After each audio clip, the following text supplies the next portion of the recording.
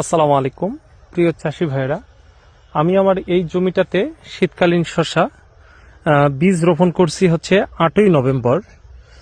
আমাদের প্রত্যেকটা মাথা থেকেই দেখা গেছে যে গাছ বের হয়ে গেছে, মাঝে মাঝে কয়েকটা খোলায় যে যদি মাদাগুলো এগুলোতে কিন্তু গাছ বের হয় নাই। তারপরে দেখি এটা 8ই নভেম্বর, যেহেতু বেশি দিন সময় হয় নাই, এই যে দেখেন এটাতেও কিন্তু বীজ কিন্তু বের হয়ে গেছে।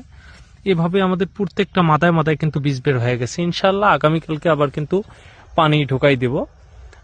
আজকে কিন্তু ছত্রাকনাশক আমরা কিন্তু স্প্রে করতেছি। দেখেন যে এখান থেকে ওই যে বহুদূর পর্যন্ত ওটা গেছে নালি একটা।